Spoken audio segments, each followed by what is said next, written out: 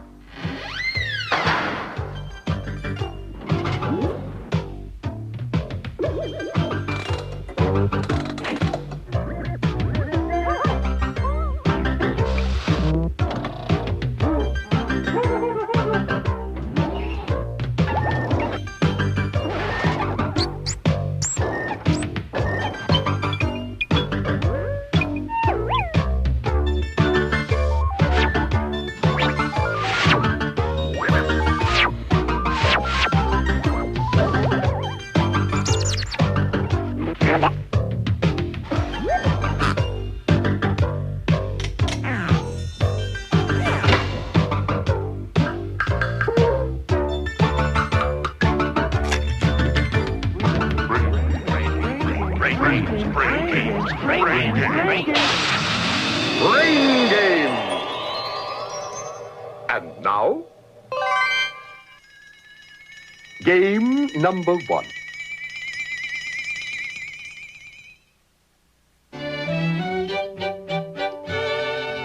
Tales of Rongovia. This is the secret book of Rongovia, a place where everybody is out of sorts. And no wonder, because everything is out of time and place. To decipher the book's code, we will tell you tales, and you will tell us their mistakes. Let's begin. We now turn to the year 1596. Here is baby Pocahontas at her first birthday party. Her father, Chief Powhatan, has made an elaborate feast. At the party, there is one thing Powhatan could not have served his guests. Which one food could they not have eaten? Yummy rare roast beef, scrumptious boiled lobster, tasty roast squirrel, or super sliced turkey with all the trimmings. Well, Pocahontas could have poked her fingers into a lobster. There were plenty in the sea. And Pocahontas could have poked at roast squirrel. And turkeys aplenty lurked in the forest. But the one food that could not have been served at her birthday celebration was roast beef. Because cattle were not native to America, there was no roast beef until 15 years later when the colonists brought cattle from England. Now, let us flip to another page and another age. It is 1863. Honest Abe Lincoln is president. He can't get home for dinner because he's got to deliver a speech at Gettysburg. In order to get a message to his wife, President Lincoln could have used all these methods of communication except one. Which one could he not have used? The telegraph, the railroad, the telephone, or the stagecoach? Abe could have used the railroad, or sent his message by stagecoach. And yes, he could have wired by telegraph. But he could not have used the telephone, and not because he didn't have the right change. The telephone wasn't invented until 1876. By then, his dinner was stone cold, and Honest Abe was long since gone. We turn to another page, and who have we here? Martha Washington. It is 1776, and Martha wants to give her husband, General George Washington, a picture of herself to take on his travels. Which one of these following likenesses could she not have given to her gallant general? An oil painting? Perhaps a dainty silhouette? A lovely photograph? Or an enamel miniature? Well, Martha could have had an artist paint the picture, or create a silhouette, or even an enamel miniature.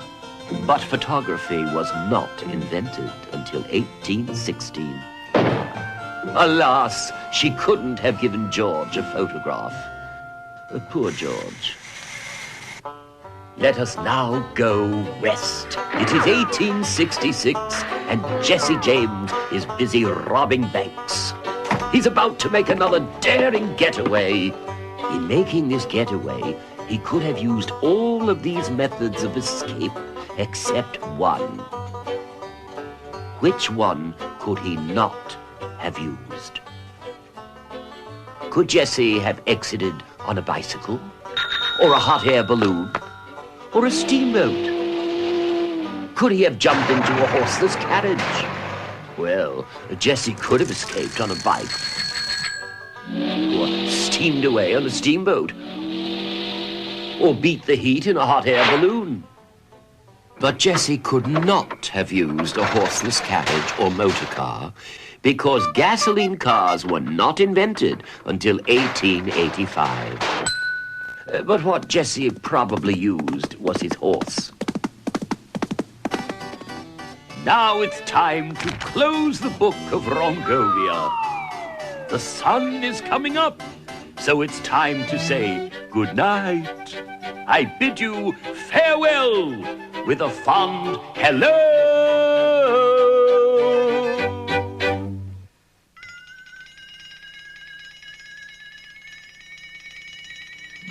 Game number 2.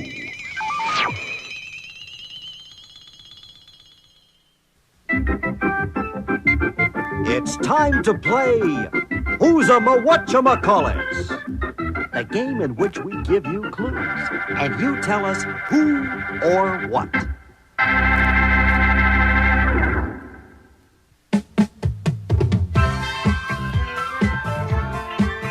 She's a cover girl who uncovers crime, a marvel when it comes to justice.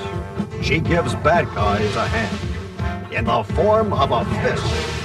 No one crosses this Amazon, and no wonder.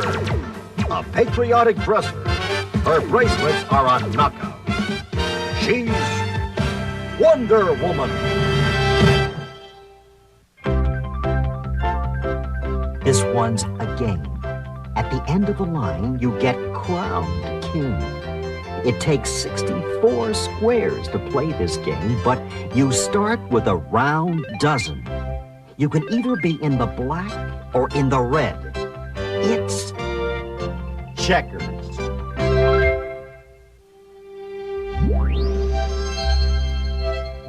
She walked on glass, but never got a scratch. A pumpkin coached her. She's a perfect 10 who has to be in by 12. Her stepsisters were all misfits. But when her slipper fit, it was wedding bells.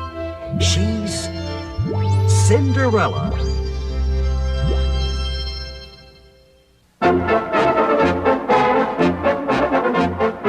He's an escape artist. This lockpicker was never arrested. Upside down, inside out, chained and underwater. If he wore handcuffs, they were his own. This great magician is Houdini.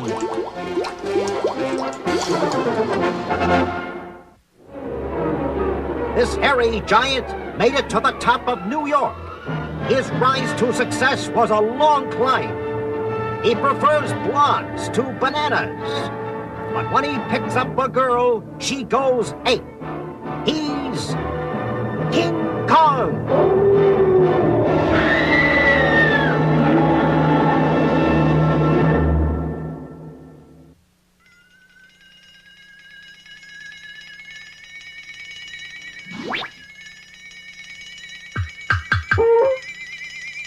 Game number 3.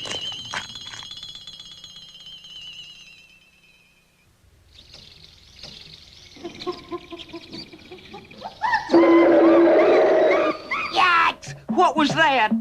Boy, it's frightening out there. But am I scared? Nah. You know what I think? It's time to play Safari Solitaire.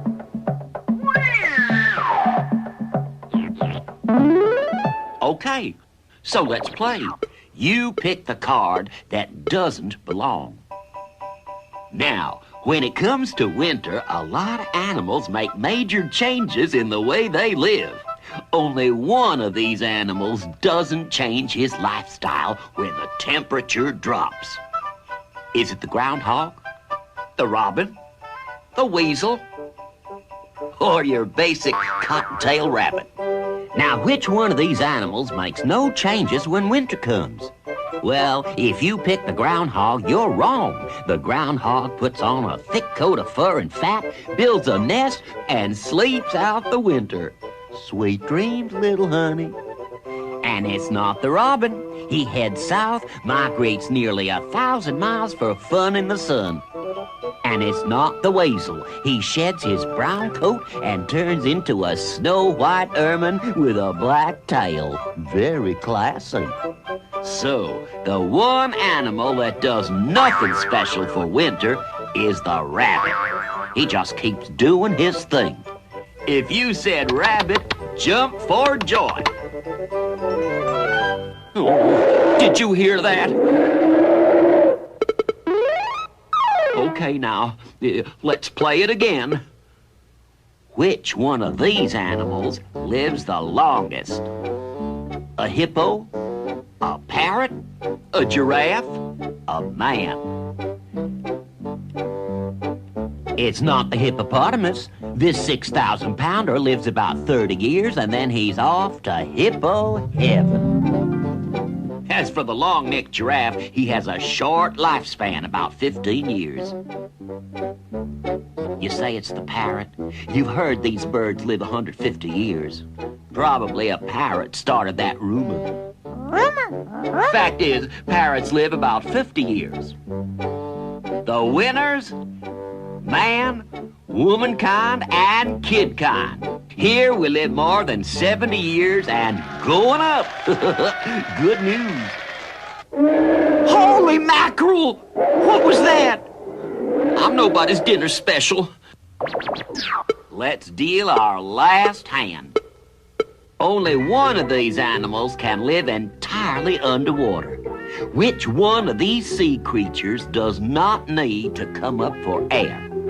Sam the sperm whale, Dave the dolphin, Sylvester the shark, or Priscilla the penguin?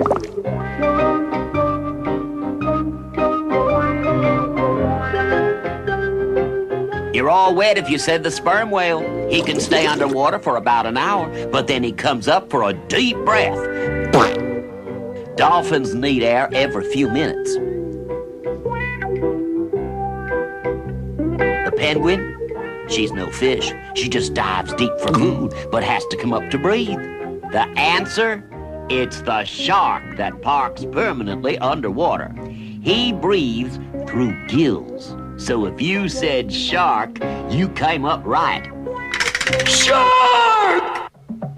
And that's it for Safari Solitaire, my favorite game.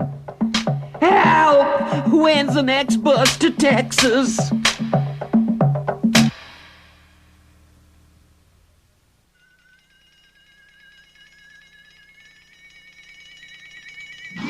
Game number 4.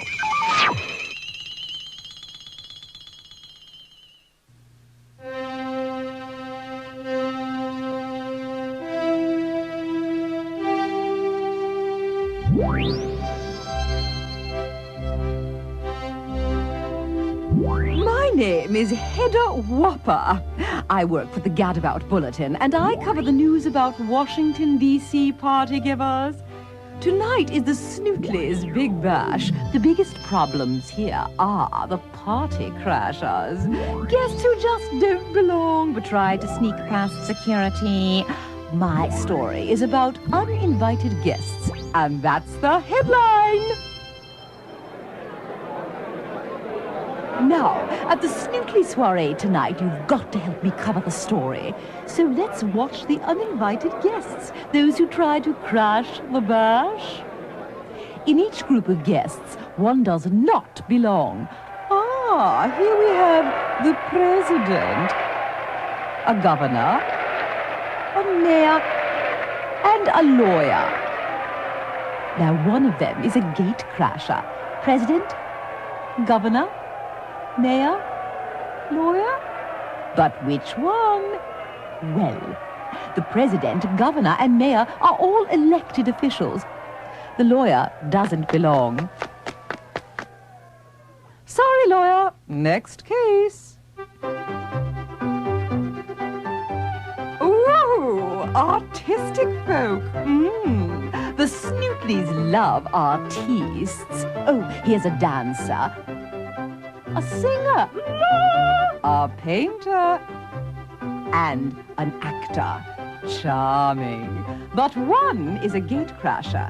Dancer, singer, painter, actor. Ooh. The dancer, the singer, and the actor are all theater folk, performing artists. But the painter doesn't belong. He gets the brush off. And here are the men at last. Oh, I do love strong men.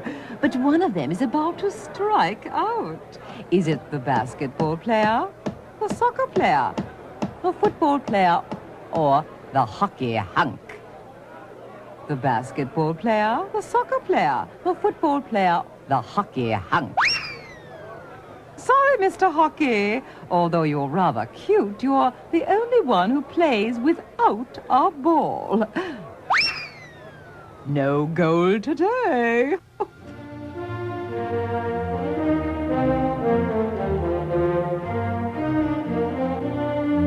Oh, I do love royalty. And so do the Snootleys. Ooh, here's a queen. A princess. A general. And His Majesty, a king. Practically a royal flush, but we must flush out the crasher. The king, queen, and princess are of blood royal, but the general was not meant to occupy a place at this party. Sound the retreat! And finally, the medical brigade. Mr. Snootly's cardiologist, the Snootley family pharmacist, Baby Snootley's pediatrician, and Mrs. Snootley's plastic surgeon. Now, one doesn't fill the prescription for a Snootley guest at this party. What's your diagnosis? The cardiologist doctors hearts. The pediatrician doctors children. The surgeon is a big operator. They all write prescriptions. They're doctors. But the pharmacist fills prescriptions. He's the pill at this party. Well, the proper guests have all arrived. The crashers have been sorted out, and it's time for the festivities to begin, and for me to leave. I wasn't invited either.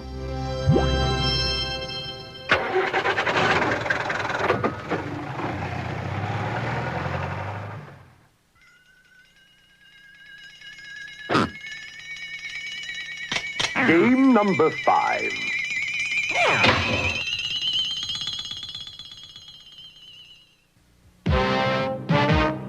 The following shipment of art masterpieces were discovered to be frauds. Now, I'm no art professor, just a good detective. The name of the game is Find the Fraud. Spot the mistakes in these supposed priceless art treasures. Take it away, Mona.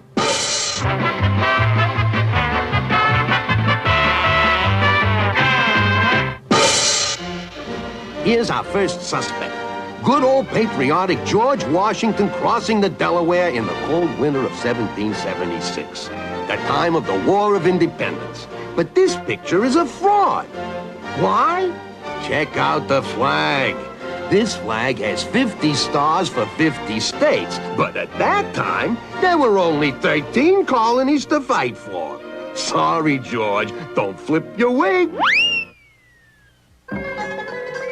Okay, take this next one.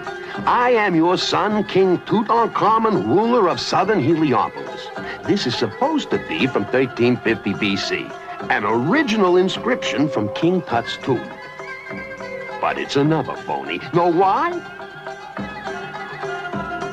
Well, King Tut couldn't have written in English. In fact, he couldn't have written letters at all. In Egypt back then, there was no alphabet. They used pictures and signs called hieroglyphics that stood for words. The guy who bought this piece from Egypt was gypped. What have we here? A happy Dutch family scene. It's Christmas Eve in 1663. But one of the items in this picture is not for real. You got it. There was no television in 1663. You'd have to wait until the 1940s. Sorry, Cookie. Find another picture. Now take a look at this one. It's 1775, and Paul Revere is coming to warn the Patriots that the British are coming. The British are coming. So, what's wrong? Check out the street lights. Electric, no less. Didn't have electric lights until the 1880s, so this picture is worthless. When Revere rode, he rode by moonlight. Well, my story of art frauds would not be complete without the biggest fraud of all. Get a load of the artist Whistler's portrait of his mom, painted in 1872. Sorry, Mom, no transistors, no cassettes in your day. If you listen to music, it was probably played by your good son, James. Or maybe at a concert. Sorry, Mrs. Whistler. Now, don't go off your rocker. I tell you, Mona, art frauds like these make me wish for a good old-fashioned murder. Sorry, folks, I gotta go now. Somebody's being framed.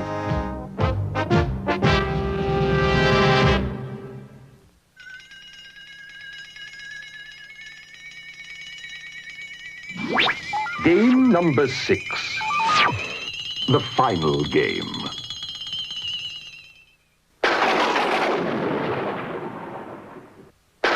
In the late-night hours, Dr. Gibberish and his faithful counterpart, Nurse Feverish, perform a secret experiment.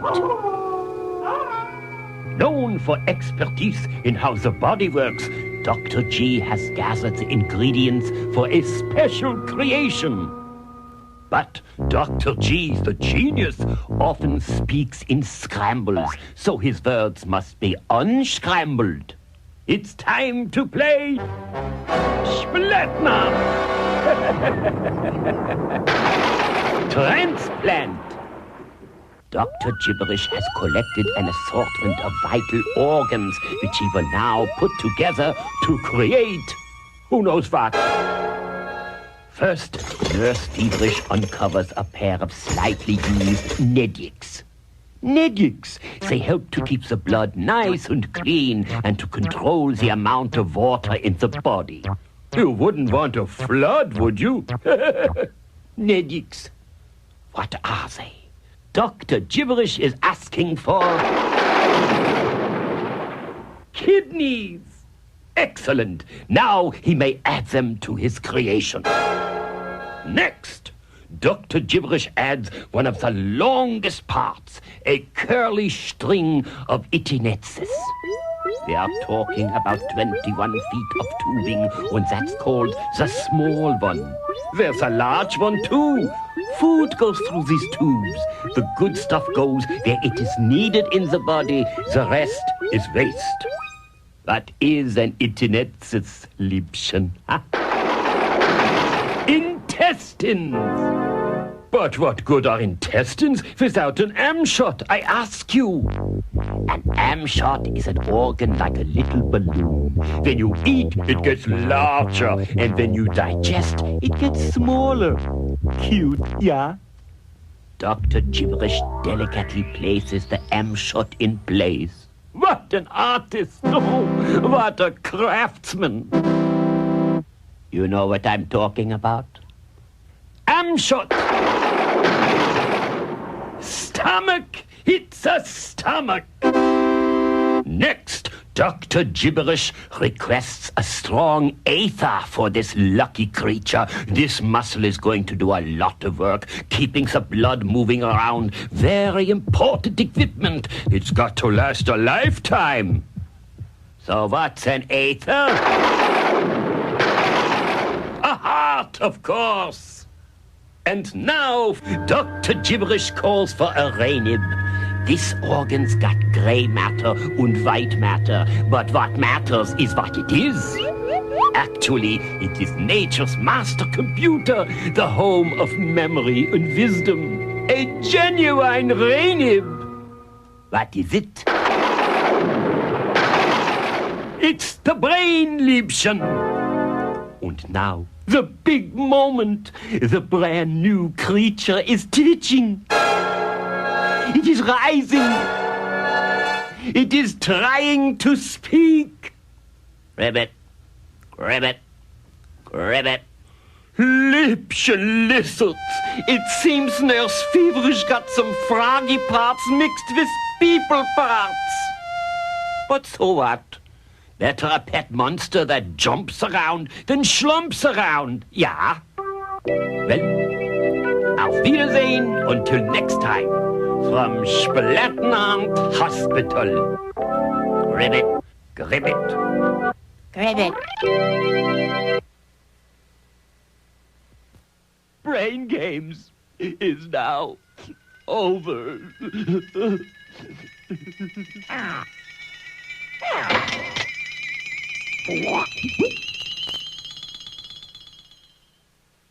Oh, I do love royalty. And so do the Snootleys. Ooh, here's a queen. A princess. A general. And His Majesty. A king. Practically a royal flush. Check out the flag. This flag has 50 stars for 50 states, but at that time, there were only 13 colonies to fight for. Sorry, George, don't flip your wig. Pocahontas could have poked her fingers into a lobster. There were plenty in the sea. Here we live more than 70 years and going up. Good news. My name is Hedda Whopper. I work for the Gadabout Bulletin, and I cover the news about Washington, D.C. party givers. But photography was not invented until 1816. There was no television in 1663. You'd have to wait until the 1940s. Sorry, Cookie. Find another picture. Well, auf Wiedersehen until next time. From Splattenarm Hospital. Ribbit, gribbit, gribbit.